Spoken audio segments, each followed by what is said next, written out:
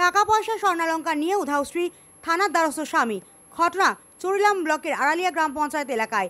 চরিলাম ব্লকের আড়ালিয়া গ্রাম পঞ্চায়েতের মাম্পি বেগমের সাথে বিয়ে হয়েছিল আগরতলা রানীবাজার গোমরা কোগরাপাড়া এলাকার রাজু মিয়ার। তাদের 2 সন্তান রয়েছে। কাজের খোঁজে রাজু মিয়া চেন্নাই চলে যায়। সে তার স্ত্রী সম্পর্কে কিছু জানতে পেরে হঠাৎ করে আবার জরুরি ভিত্তিতে বিমানের টিকিটে কেটে চলে আসে বাড়িতে। গতকাল অর্থাৎ মঙ্গলবার দিন সে চরিলাম আড়ালিয়া গ্রাম পঞ্চায়েত এলাকায় শ্বশুর বাড়িতে যায় তার স্ত্রী মাম্পি বেগম এবং তার 2 সন্তানকে বাড়িতে ফিরিয়ে আনার জন্য। কিন্তু শ্বশুর বাড়িতে গিয়ে সে দেখতে পায় তার স্ত্রী উধাও।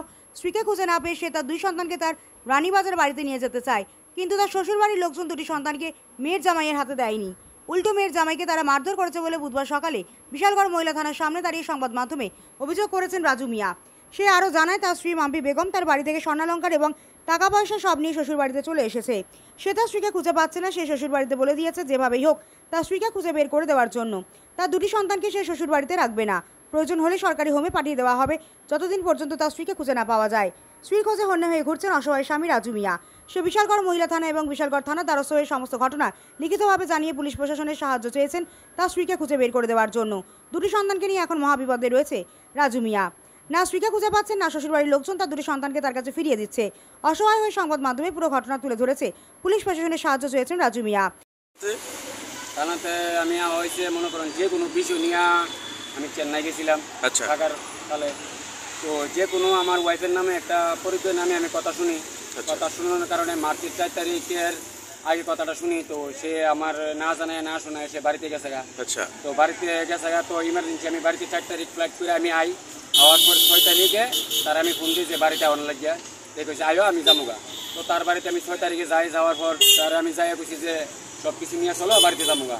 তারপরে আমার জেঠস এবং আমার শালা এবং শাশুড়ি তারা বিভিন্ন ধরনের গালিগালাজ করে মারধর করানোর চেষ্টা করে, কিন্তু আমার লোকের 2জন লোক থাকার কারণে তারা মারতে পারছে না।